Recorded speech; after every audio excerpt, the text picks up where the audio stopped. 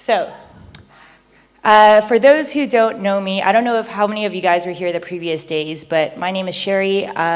I am a creator, but I'm also a startup founder. So my company actually helps creators. So I work a lot with creators. For the last 4+ years, I was actually used to work at a venture capital firm investing in the creator economy. It was a $15 million fund started by an ex-YouTube director. That was actually what I got started with, how I came from Canada to Singapore. So I've worked with creators that were just starting out with just a couple hundred, couple thousand followers, all the way through to people with 20 million plus. That was always my full-time job. But in addition to that, I'm a creator myself. I've been doing it for 10 years. This is my very first video, very embarrassing. It was a back-to-school supplies haul back in 2011. I look like a fetus here. But I've been doing it for 10 years, and by no means am I personally trying to become a full-time YouTuber myself, although I do take it very seriously. I try my best to post once a week, but what I'm trying to say is that for those who are creators in the room, I can 1000% empathize with how much time it takes and how much effort it takes to create content, especially if you do longer form content like YouTube as well. But I also think doing shorter form content like TikTok videos, it's actually equally as difficult because the frequency you're expected to post at is much more frequent than YouTube videos. So different set of challenges, all equally painful, to be honest, as a creator. And YouTube is my main platform. I've got 96,000. Let's hope I can hit 100K soon and get that plaque from YouTube one day. But I film videos about life in Singapore, working in tech and cycling. Cycling videos just somehow happened to blow up in the last year. Now I'm kind of leaning more towards that. That being said, I want to talk to you guys about posting, and posting regularly without going insane is the title of today's session. Before I get started, how many of you guys are creators? Are all of you guys creators on one of the platforms? Give me a nod head. What platforms are you guys usually on? Like how many people here are TikTokers, TikTok being your main platform? YouTube? Instagram? Oh, even our photographer over there is posting. Anyone on LinkedIn or Twitter? LinkedIn? All right, cool. Am I missing any other platforms? Someone shout it out if I've completely forgot. Facebook, Meta. Are you on Facebook? Discovery Channel. All right, we're going into traditional media. All right, cool. As you guys know, depending on which platform you post on more regularly, there's sort of suggested and recommended frequencies for posting. You guys have probably heard on YouTube, you should ideally be posting once a week. On TikTok, it's daily, sometimes even multiple times a day. Most of the times, these sort of frequencies are popularized because people think that you're going to get penalized by the algorithm, the very scary algorithm if you post a little bit less than what's recommended. To be honest, it might be true, it might not be true, but I've definitely seen a drop in stats whenever I don't post regularly, and it's really difficult to pick it back up. So I do think it's something to take into consideration, but I think there's a lot of things to also keep in mind in order to make it sustainable, because you guys aren't trying to just be creators for the next 6 months or 1 year. Ideally, you're actually building something that's sustainable and can become a career over time. How often are you guys posting right now, and what mediums? Are you guys doing video content? Just shout it out loud. It's supposed to be interactive. Yeah. Video? Yeah. Like 10-minute videos or like 1-minute TikTok reels? Reels? Isn't anyone here, are you guys usually a one-man band, or like you're just doing it yourself? How many of you guys are doing it solo? Solo? Has anyone hired a video editor or an intern or a team member to help out? Who have you hired? What roles are they? How was that experience? What was, were they supposed to help with editing? How is it going so far? Horrible, why? All right.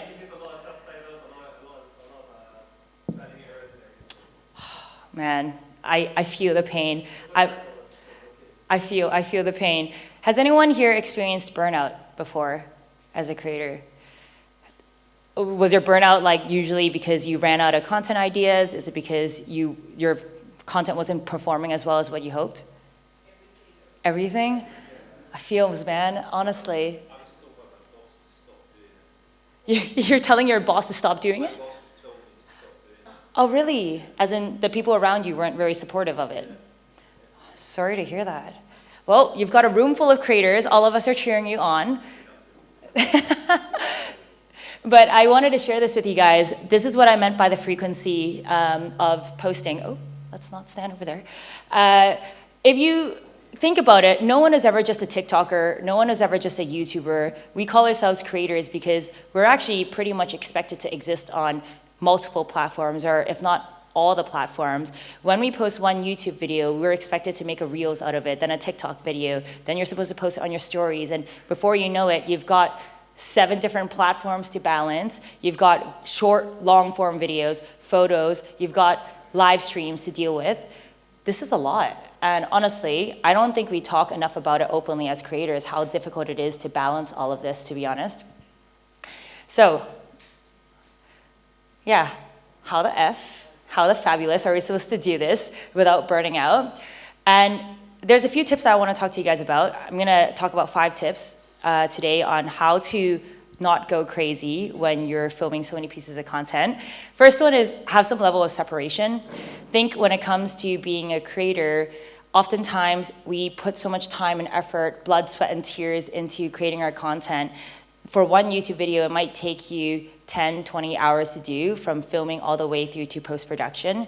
And it is the most demoralizing thing when you had this amazing idea for a TikTok video or for a LinkedIn post. You're like, yes, this is gonna go viral. This is it, this is the money shot. And then a week later, you're like, oh crap, man, like it performed even worse than some of your other posts. It sucks when that happens. And a lot of times when I'm working with creators, especially in my full-time job capacity, one of the things that I try to encourage them to do is, obviously, it won't be possible to entirely separate the emotions from the actual content creation process. But one of the things that you can try to do is take a more analytical approach and treat it like a business, basically, at some point, which is run it like a series of experiments. If you think that you're going to film this video and it's supposed to do well and it doesn't end up turning out well, it's an experiment that you ran and it might not have had the end result that you were expecting. And that was just a hypothesis that you had. And so view it as, okay, what's the next experiment we're gonna run? Do you wanna do another very similar video and then do a tweak on it? So one of those things is have that boundary between what you sort of put all your blood, sweat, and tears in, but then also the end result. To be honest, something going viral, the very definition of it being viral means that it's happening abnormally and unexpectedly. So for you to try to manufacture a video that goes viral in itself is a very contradictory explanation as well. You can do your best to try to strategize, but when the results don't happen as you expect it to, don't take it to heart, because that's when it becomes very demoralizing, and that's when you start to go down the track of burning out. Second, get organized. How many of you guys have a content calendar, or like how are you guys keeping track of how you post and schedule all your filming? What are you guys using right now? Are you using anything? Do you guys usually have a list of video ideas that you keep somewhere? iPhone notepad? Where do you guys keep it? Yeah. It's a good starting point. It's good to keep a bank, because I'm sure with a lot of you guys as well, when you're in the shower, you're thinking about it. You might think of a random video idea. You're like, all right, I'm going to go shoot this in the next 2 weeks.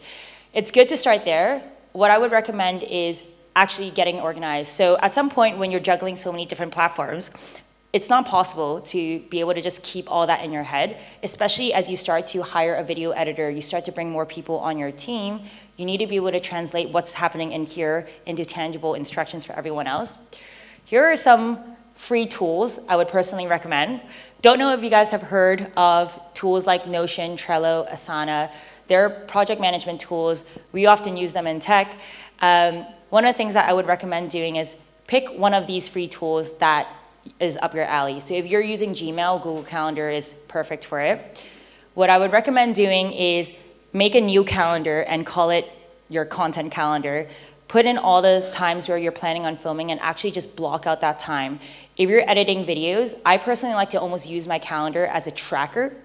So for example, if you're spending 6 p.m. to 10 p.m. editing videos, put that in your calendar, because what I would really recommend you guys to do beyond using it as a scheduling tool is use it as a tracking tool. So you start analyzing how many hours a week are you spending on planning the content, storyboarding the content, how many hours are you spending on doing the actual production versus the post-production.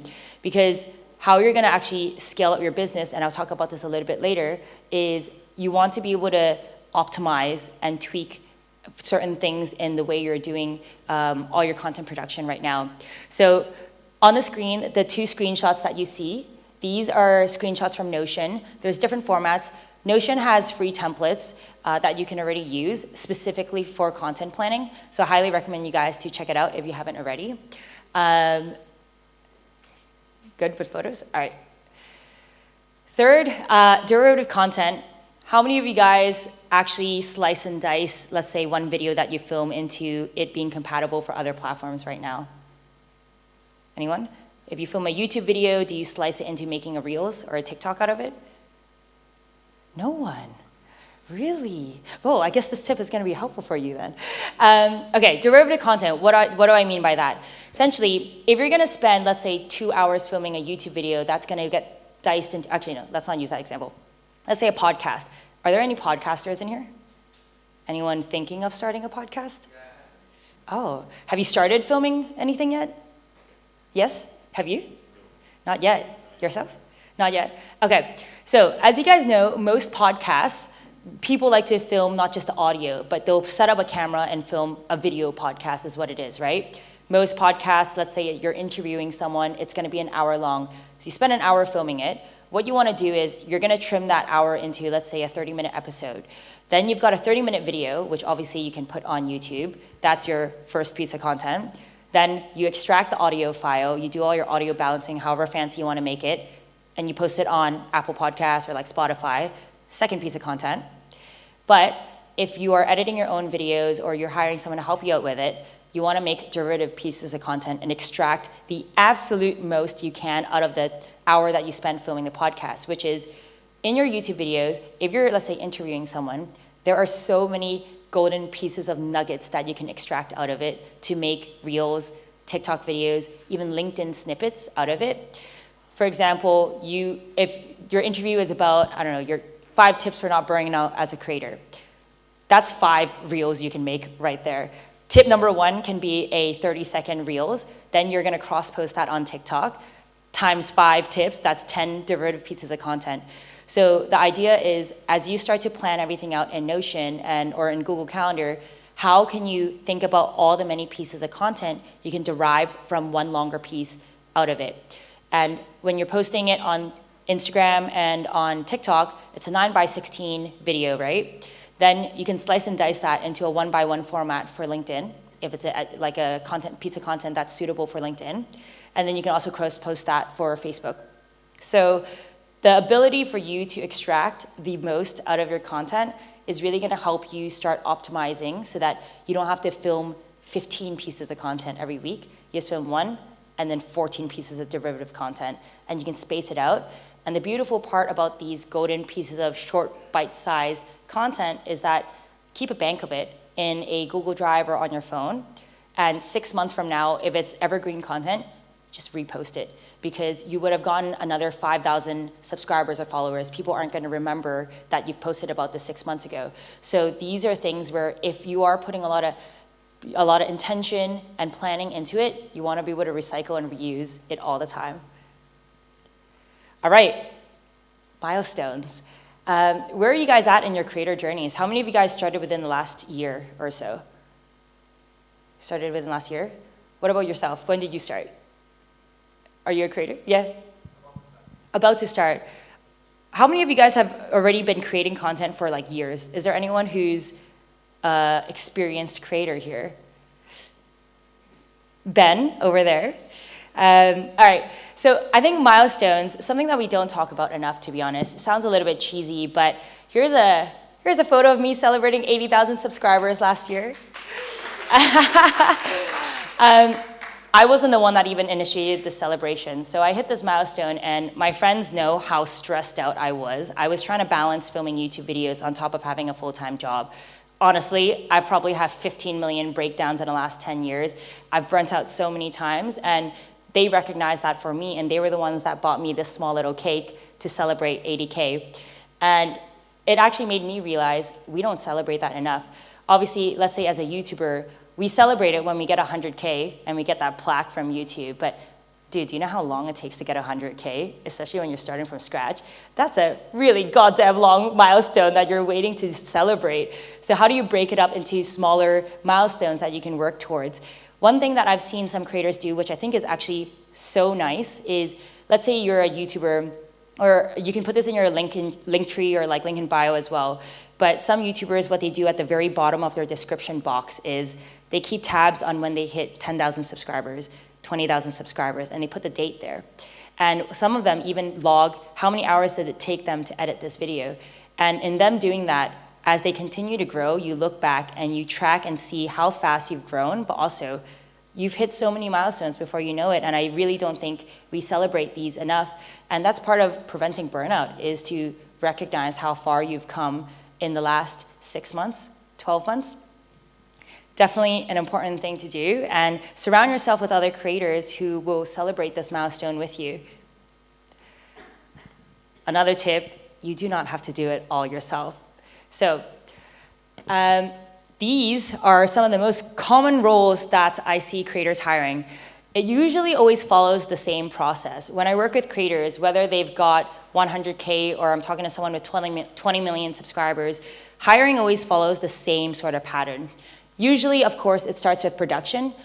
I would say majority of creators, the very first role that they ever hire, whether it's a freelancer or a full-time employee, it's always a video/podcast editor, because usually that's the activity that takes the most amount of time. It can take 10, 20 hours a week.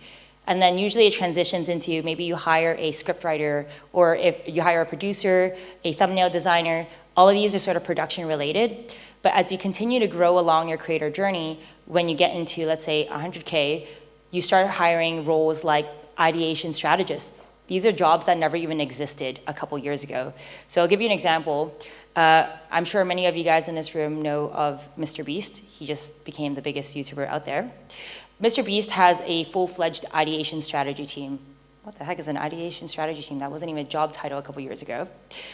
His ideation strategy team's job is to analyze keywords, SEO, trends, what are teenagers talking about, what videos are doing well, what videos are going viral, and their full-time job is to brainstorm new video ideas. And he's got a full-fledged media team behind the scenes working. And so when you look at these massive YouTubers, or even YouTubers with a couple 100,000 subscribers, they're not doing it themselves. And you shouldn't expect yourself to do it yourself as well. Obviously, it boils down to, do you have the financial capability to hire? And that's another different story, right? But what I always say to creators when I'm working with them is, don't view hiring as a cost, view it as an investment. I've worked with creators who were just starting out their YouTube channel for the first time. He wanted to start an NBA aggregation channel. So think of top 10 best shots in the last season. He just really likes doing the actual script writing. And right off the bat, before he even launched his YouTube channel, he knew from day one, I want this to be a big YouTube channel. So he hired a voiceover artist, because he doesn't like his own voice. And he also hired a video editor. He essentially outsourced 2/3 of the entire video creation process from day one. And not saying you have to do that yourself as well, but this is what I mean by a lot of creators are strategizing heavily how they scale up their content production. And it's something good to keep in the back of your mind as well. If you guys are looking for hiring any roles, so I mentioned earlier that I work with creators. I'm actually the founder of a company called CreatorWorld, and essentially I started this company because it was an absolute pain in the ass for me to hire as a YouTuber. So I've got just under 100,000 subscribers. By no means do I consider myself huge, but I've still got 3 video editors that I actually work with on rotation. I don't bring them in full time. We work on a per project basis. It's the only way that I can keep it sustainable because I'm by no means massive. But I've tried hiring on Upwork. I've tried hiring on Fiverr. Oh my goodness, I swear to God, it took me more time to try to teach this person what I'm trying to get out of them than it was, I might as well just edit the video myself. Obviously, there's an element of onboarding and you need to be able to teach them. But I think there's a huge difference between hiring an intern who's editing videos for the first time and just learning how to use Final Cut Pro or Adobe versus hiring someone that's experienced. So Editor Of, essentially what we are is we're a marketplace. Think of it sort of like Upwork and Fiverr, except vetted and verified and much more tailored to our industry. So we have everything from video editors to thumbnail designers to even managers to script writers. But our minimum threshold for every single person joining the platform as a service provider is you need to have worked for an established creator before, which we defined as 100,000 subscribers or followers and above. And the only reason for doing that is because we're trying to keep the caliber of the people who are video editors and script writers very high. And so, does anyone here know who Jen Im is? Or Wong Fu Productions, Ali Abdal, all these names, Nas Daily, Dude Perfect, depending on what content type you like, you might recognize some of these names. All of their behind the scenes teams are the ones that are on our platform already. So if anyone likes Jen Im, Dylan is Jen Im's video editor, for example. Jen Im does not edit her own videos herself. She actually has a team of video editors. So what I've always wished I could do as a creator is, and hence the company title name, I want to be able to search who's the editor of Wong Fu Productions, who's the editor of Mr. Beast, who's the thumbnail designer of so-and-so, and be able to find that information. Unfortunately, right now, most creators love to gatekeep this information, so you can't find this information anywhere. So a lot of what we're trying to do beyond actually just being a marketplace is, think of us kind of like an IMDb, like a discovery page.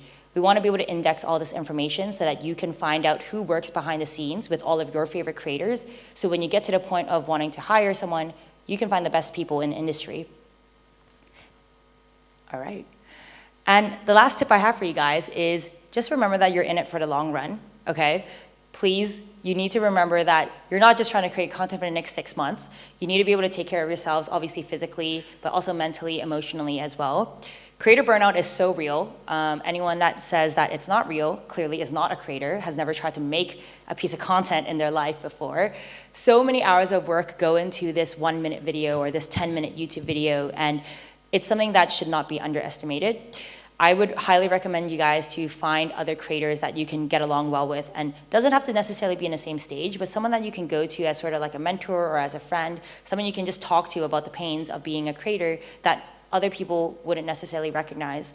I think a lot of times people obviously look at creators, we're very privileged in many ways. We get to do what we love, of course, but people don't realize you're essentially an entrepreneur at this point, right? You're building your own content, you're building your own funnel, you're working every day of the week. There is not a moment in the 7 days of the week where you're not thinking about new video ideas. You're not thinking about what am I supposed to film next. You're filming on Monday, editing Tuesday to Sunday just to film again on Monday.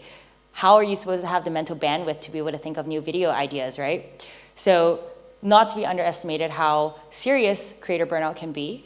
And honestly, if any of you guys ever want to talk to another creator, you're more than welcome to keep in touch with me. I'm happy to be that person for you as well, because I understand the pains of it. But yeah, that's all the tips that I have for you today. I really want to be able to let you guys have an opportunity to ask questions, but also talk within each other as well, because everybody in this room is a creator, and everyone exists on a different platform, and it would be amazing for you guys to get together and build this community and have, Brandon is the reason why we're all here together, so it would be nice to build this community even within this room. So, yeah, any questions, you guys?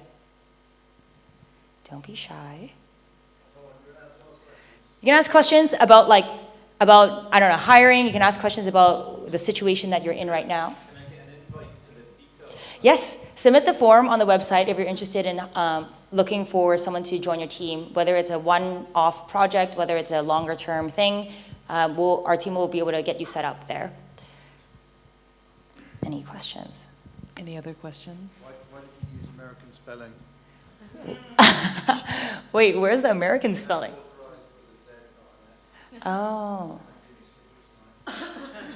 The Canadian in me is just very confused. I switch between Z and S's all the time.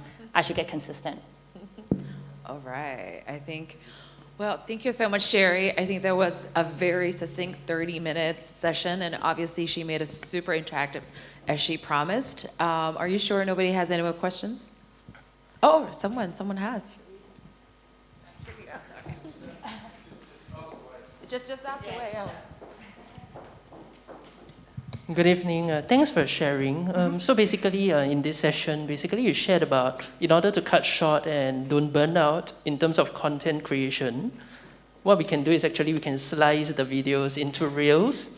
So is there any other other methods that you would like to share apart from slicing the videos? Apart from, for example, like YouTube videos, we can actually schedule them by having our videos being prepared in advance and everything. Whereas on other platforms, do you have any other methods that you would like to share? Thank you so much. Of course, thank you for the question. Slicing and dicing, I think, is a really helpful avenue for getting more pieces of content out there. If we're talking about scheduling, there's actually a lot of scheduling tools that you can use that can sync up via API access with all the platforms. When it comes to slicing and dicing as well, you actually don't need to necessarily do it manually yourself. Obviously, if you like doing that, that's a different story, but there's a lot of, if you just Google right now, turn YouTube videos into Instagram videos, there's a lot of free AI-enabled platforms that will let you do it for free. One thing I will suggest, if you are going to do the slicing and dicing, let's say when you're filming a horizontal video for YouTube first, okay? Keep in mind that you're gonna slice it so that you're doing a 9:16 video. So if you film the video too close to the camera, by the time you optimize the formatting for Instagram Reels or TikTok, your face is gonna take up the whole screen. So one thing to just keep in mind is when you're doing the content planning, think about how it's gonna look once you actually crop the video as well. These things will save you a lot of time down the line. And also, if you start script writing, let's say, you start planning out your talking points. You don't have to script the video out word by word, but when you know, okay, today's video, I'm gonna break it into 5 parts, then you also know that when you're doing your post-production, you know that you can actually already make 5 pieces of content out of it. And you might wanna naturally leave a pause in between each talking point so that you can naturally crop the video and be able to make those derivative pieces of content as well. Got one more question. Sorry, it's also another point that you actually shared earlier. So it's about evergreen videos. So I understand that there are actually 3 segments in terms of evergreen that content creators are actually enforcing and implementing in their content creation. They are actually segregated into health, wealth, and happiness. Apart from these 3 segments, do you have any other additional evergreen kind of topics or segments that you would like to share? And how can we, as new content creators or aspiring content creators with less than 100K subscribers, differentiate? Is there any points that we can actually differentiate between what defines an evergreen video compared to what is not? And also, an additional note, a side note, do you have any recommendations or advice on how somebody, for a start, can actually, what can they do or can they plan to aspire to hit 100K subscribers in their respective platforms, be it TikTok, Instagram, YouTube, etc.? Thank you. Awesome. Very, very fair and very good questions. For the evergreen question, can you guys just shout out, what genre of content are you guys filming and producing in this room? Comedy? Science? Events. What about you guys over here? What type of content? Lifestyle. So vlogs and okay, cool. So maybe I'll give some context. I mentioned earlier that I film YouTube videos. My videos I've been doing it for 10 years, so I quite literally grew up on my YouTube channel. I've done everything from beauty, fashion videos, which no one liked watching, so I pivoted. And then I started filming videos about living in Singapore because I moved from Canada to Singapore. What I want to say is I film different genres, and I actually think that there's different evergreen pieces of content within each genre. I'll give you an example. I don't think they're necessarily limited to just the 3 categories, because one of my most popular videos, which I did not expect it to do so well with a couple 100,000 views, is apartment hunting in Singapore. So this video, I filmed it because I thought it was a pain to try to find apartments in Singapore. I didn't know the different neighborhoods that were here. So I filmed this video talking about what are the top neighborhoods in Singapore that people who are foreigners tend to live in, and what can, I don't know, $2,000 get you in Singapore? I did not really necessarily expect this to be an evergreen piece of content because obviously rental prices can fluctuate, everything can fluctuate, neighborhoods can fluctuate. But I filmed that video, I think probably 2 years ago now, and it's still one of my highest revenue generating videos from an ad perspective to this date, because whenever someone's moving to Singapore, they're Googling apartment hunting in Singapore. So to me, when I think of evergreen content, whether you're in comedy or beauty, fashion, whatever it may be, think about what someone would Google.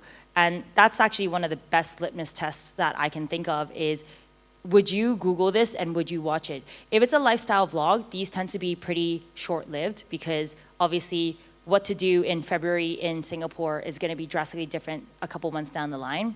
But when you do more, I would say edutainment related content where someone's deriving value, so like we've got science content, right? This stuff lives on forever. It's like Khan Academy. 10 years from now, math students are still gonna be watching Khan Academy videos.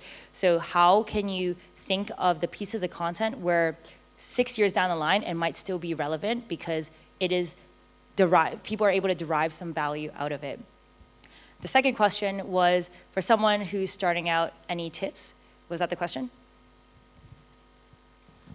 To someone who's starting out, because you mentioned about the minimum you need 100K in order to be hired with your team. So how do they actually achieve 100,000 minimum estimated subscribers? And if you are able to share, like how do they actually feedback? Yes. I'm experienced. Gotcha. Just kidding. Okay, so another question would be, how content creators usually get to work with brands or companies? Yeah, any tips based on your experience? Thank you. Yeah. Just a touch and go would do lah. All right. The question just now, so I will, let me just clarify. If you're a creator looking to hire someone, it doesn't matter what size you are if you want to hire someone. So you're more than welcome to fill the form on the website. The 100K minimum requirement is for the service providers. So the video editors need to have worked with a creator that's got 100,000 subscribers and above. So anyone is welcome to join the platform and to go look for their first team member. But tips for starting out as well, and also from getting brand deals. To be honest, I by no means am the fastest growing creator out there. I mean, I've been doing this for many years. I genuinely just really love filming videos. But I do think one of the most important things is actually consistency, especially during the early days. I'm pretty sure it was like my mom and my sister watching my videos, and that's about it. You got like 10 views. But you never know which video will go viral, which video will take off significantly. So posting consistently it's a numbers game. If you post 100 videos, there's bound to be one that's gonna do well. If you only post 10 and then you give up, 1 out of 10 is gonna be very rare, right? It's rarely gonna happen. So if you really genuinely like the creative process of it, or you have a very clear goal, you want to be able to be a creator full time, just keep doing it. There is bound to be one video that would do well. However, a very tangible tip that I do have, if I were to recommend anyone to get started as a creator these days, I don't know if I would personally, if I were a friend, say YouTube is the first platform I'd recommend someone to get started on. I think nowadays it's actually quite difficult. I actually think TikTok, for example, would probably be one that I would recommend most people to get started on first, only because they've done such a fabulous job with top of funnel discovery. Like, you do not need to have even 1,000 followers on TikTok before one of your videos just suddenly gets picked up and put on the For You page within your city or your country. And so what you'll always often see, especially having worked in the industry as well, is most people nowadays within the last 1 to 2 years, they focus on TikTok. Obviously, you cross-post your content onto YouTube Shorts, you cross-post it onto Instagram Reels, just milk the heck out of every single video. If you blow up on TikTok, what they usually do is they'll nurture that and continue to grow it, but then they'll launch a YouTube channel afterwards. And usually TikTok and shorter form content, it's great for top of funnel, but you want to be able to also build a deeper relationship with your audience. A lot of times, I'm sure it's really similar for you guys, you've probably watched a TikTok video, you see the same faces, but you might not even know their name because not often do you actually go into the profile and then you go into their Instagram and then you go learn more about them. So what you want to do is use it as a top of funnel, but then start doing deeper relationships, sharing a little bit more about your life, share a little bit more about the behind the scenes of you as a person to build that relationship. And it's actually the reason why when I used to work with like invest in creators, a lot of times I actually oftentimes find that we end up investing in creators that are big on YouTube or on Twitch, because longer form content generally just builds a stronger, what we like to call a parasocial relationship with the audience, which is when I watch a vlog of someone from the moment they wake up to the moment they sleep, and it's a 15-minute YouTube video, it gives me the opportunity to get to know that creator so much more on a deeper level that I feel like I know them in real life. And that's the same with Twitch streamers. When they're streaming for 4 hours, they share a lot of opinions, they share a lot of thoughts, they share a lot about their personal life. And so how can you do that? How can you do both short form and long form and take the best out of everything and get the most value of each of the platforms? But of course, that's a lot of platforms to manage. So pick one, start with it, be consistent with it, and then you will figure it out as you go along, and you'll figure out a strategy that works. But to be honest, personally, might be a controversial opinion, but I do think TikTok would be a good avenue to start these days, and then just cross-post it to the other short form platforms. Cool. Okay, any other questions? Oh, got a question right there. Our videographer. Love it. Okay, so my question is to do with like motivation, because like I think we talked about a lot of stuff about that, but I think one pitfall we didn't really talk about is like in this field where there's so many different creators, and like the big names are really prominent. I think it's easy to fall into this trap of like comparing yourself to other people, and like finding that your work is done better by someone else, or like you're not feeling like your standard is there. Do you feel like there's any tips you have to avoid that pitfall, to like find that motivation? Thank you for that question. I think comparison, everyone does it, but also, you know, the saying, comparison is the thief of joy.